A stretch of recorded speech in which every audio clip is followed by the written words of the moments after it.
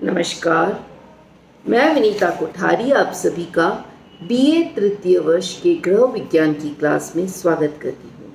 आज हम types of finishes के अंतर्गत केमिकल फिनिशेस के बारे में अध्ययन करेंगे। रासायनिक फिनिशेस यूजुअली इन्हें वेट फिनिशेस भी कहा जाता है, क्योंकि इसके अंतर्गत हम केमिकल्स का उपयोग करते हैं। इससे वस्त्र का बाह्य स्वरूप और आधारभूत संरचनात्मक विशेषता में वृद्धि होती है।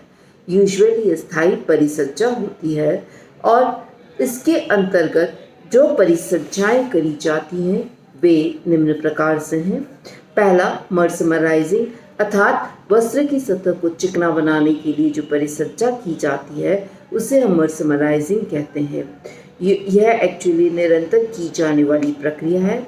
इसमें वस्त्र को हम कॉस्टिक सोडे के घोल के अंदर डालकर फुलाते हैं, रेशे फूल जाते हैं, जिससे उनकी अवशोषकता में वृद्धि हो जाती है और कॉस्टिक सोडा अणु की पुनर्व्यवस्था रीअरेंजमेंट ऑफ मॉलिक्यूल्स कर देते हैं, जिससे एक्चुअली रंग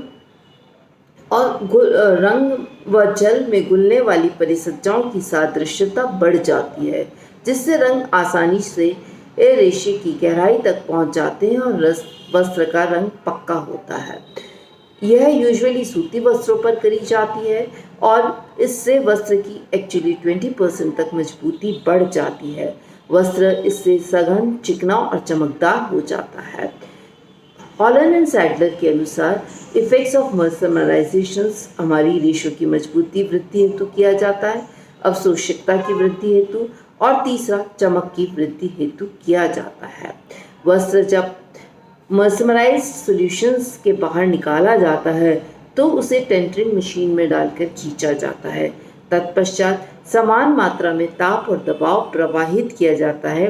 वस्त्र के उदासीकरण के लिए तनु सल्फ्यूरिक एसिड के घोल में डाला जाता है और इस प्रकार हमारी मर्समराइजिंग फिनिश की जाती है।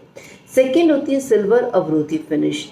इस फिनिश के अंदर यूजुअली वस्त्रों में प्रतिस्कंधता और प्रत्यास्थता की या टेनेसिटी और रेजिलियंसी के गुण कम होने के कारण यूजुअली वस्त्रों के अंदर क्रीज पड़ जाती है।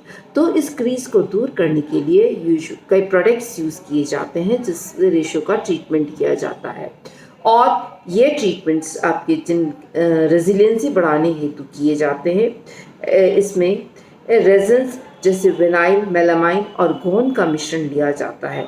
इन्हें रेशों को उनके अंदर डुबोया जाता है और फिर रेशों को बाहर निकालकर उन्हें दबाव के माध्यम से या रोलर से गुजारा जाता है, जिससे अतिरिक्त एक्चुअली घोल निकल जाता है और तत्पश्चात वस्त्र को गर्म करके सुखाया जाता है।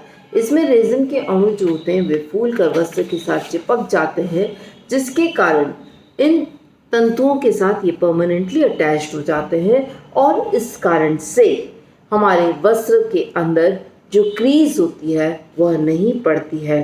सेल्यूलोज तंतुओं पर ऑक्सीकारक स्टार्च से सल्फट अवरोधी बनाया जाता है।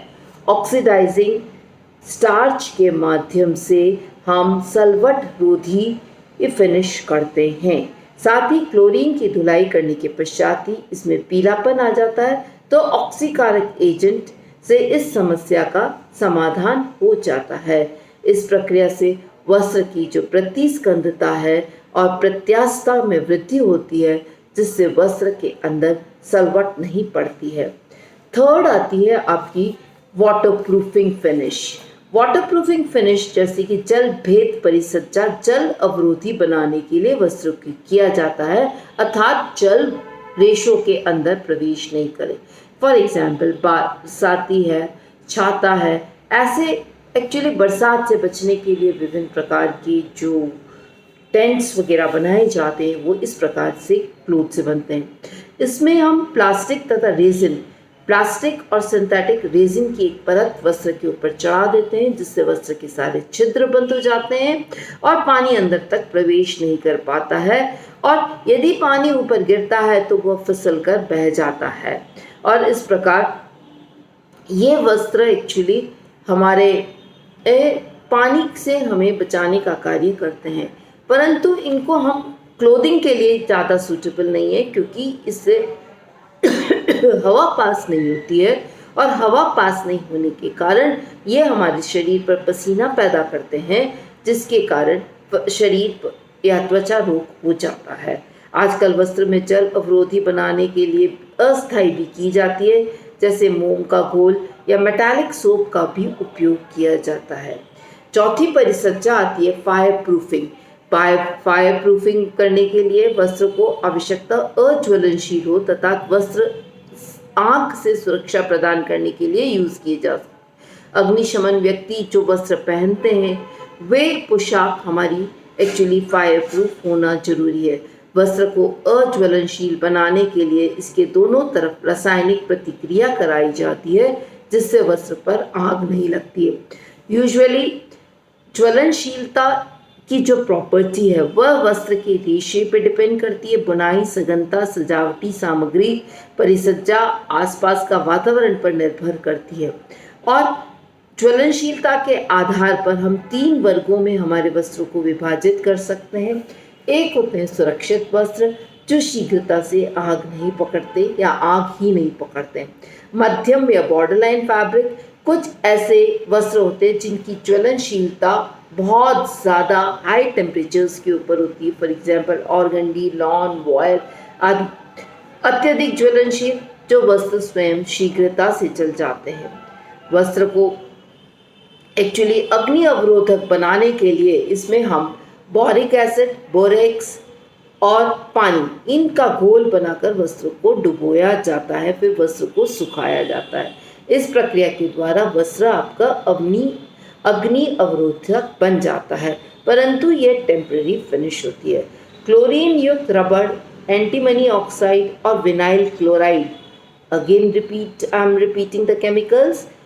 क्लोरीन युक्त रबड़, एंटीमनी ऑक्साइड अथवा विनाइल क्लोराइड के घोल में कुछ समय के लिए यदि हम वस्त्रों को छोड़ देते हैं और तत्पश्चात निकाल कर सुखाते हैं तो इससे वस्त्र हमारे अग्नि अवरोधक हो जाते हैं। एस्बेस्टस से निर्मित वस्त्र भी हमारे अग्नि अवरोधक होते हैं। यूजुअली ये अग्नि अवरोधक युक्त दोनों जो परत होती है वस्त्र की दोनों परत की तरफ किए जाते हैं और वस्त्र को अज्वलनशील बनाने के लिए दोनों सतह पर अमोनियम सल्फेट की मोटी परत लगाई जाती है, जिससे भीतर के धागे पूरी तरह छिप जाते हैं। वाष्पयुक्त रसायन जो अज्वलनशील होता है आंख से धागों की रक्षा करता है और इस रसायन से वस्त्र की कोमलता और लचीलापन बना रहता है। नेक्स्ट आती है विरंजक या ब्लीचिंग। ब्लीचिंग एक्चुअली मटमैले और बुनाई के दौरान जो गंदे दाग धब्बे या शुद्धियाँ लग जाते हैं उन्हें दूर करने के लिए जो हम केमिकल्स यूज़ करते हैं उन्हें हम ब्लीचिंग कहते हैं। इसके द्वारा वस्त्र के अंदर सफ़ेदी लाई जाती है और जिससे वस्त्र पर कोई अन्य परिसज्जा करना आसान हो जाता है। यूजुअली ब्लीचिंग का कार्य धागे व वस्त्र दोनों ही अवस्था के अंदर हम कर सकते हैं।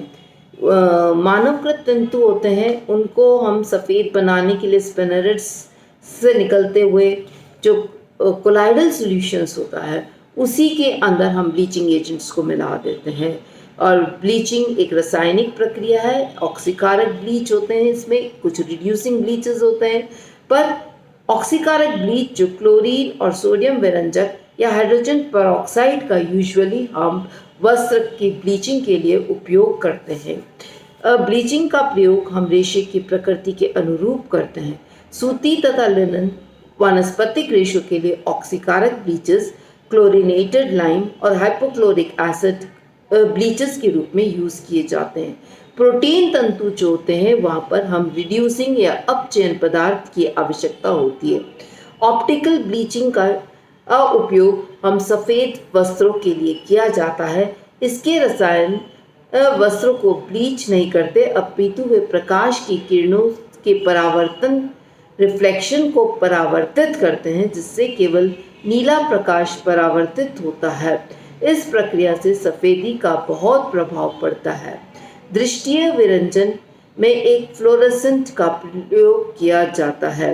हाइड्रोजन पेरोक्साइड जो होता है वह सबसे सुरक्षित ब्लीच होता है और इसका वस्त्रों पर किसी प्रकार का हानिकारक प्रभाव नहीं पड़ता है।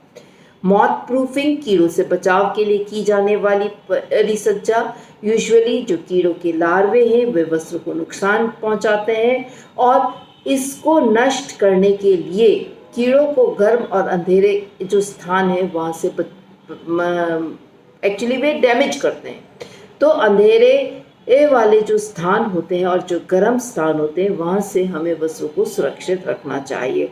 और इनके ऊपर जो यूजुअली फिनिशेस की जाती है वह है फ्लोराइड और सिलिको फ्लोराइड, या फिर वस्त्रों के ऊपर हम नेफ्थलीन बॉल्स, DDT या paradichlorobenzene, again I am repeating the chemicals, naphthalene, DDT या पैराडाइक्लोरोबेंजीन इत्यादि वस्त्र की सुरक्षा के लिए उपयोग किए जाते हैं। इसका प्रयोग वस्त्र के संग्रहण के समय किया जाता है। समय समय पर हमें वस्त्रों को धूप, प्रकाश, नीम की पत्तियां आदि प्राकृतिक कीटनाशक के रूप में भी यूज कर सकते हैं। फिर आती है नेक्स्ट आपकी फफूंद अवरोधकता। वस्त्र उपयोगी कुछ रेशे पर फफूंद का हानिकारक प्रभाव पड़ता है।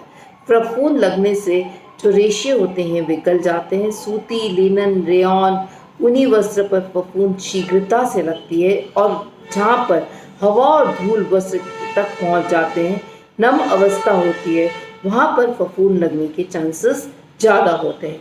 फफूंद लगने के कारण वस्त्र को अधिक समय के लिए सीलन युक्त स्थान में बंद करके रखना होता है। इसके कारण वस्त्र पर काली काली नन्ही नन्ही चित्तियाँ पड़ जाती है जो रेशे को नष्ट करती है। अतः संग्रहण से पूर्व यह आवश्यक है कि आप वस्त्र को धोकर सुखाएं। मांड रहित, स्टार्च रहित होना चाहिए और फफूंद अवरोधक बनाने के लिए उसमें मैग्नीशियम क्लोराइड, कैल्शियम क्लोराइड और जिंक को उपयोग करना चाहिए। टर्पेंटाइन या फॉर्मेल्डिहाइड इत्यादि का उपयोग भी हम फफूंद के लिए कर सकते हैं। आज हमने 7 एक्चुअली केमिकल फिनिशेस के बारे में अध्ययन किया। शेष का हम अगली कक्षा में करेंगे। बहुत बहुत धन्यवाद।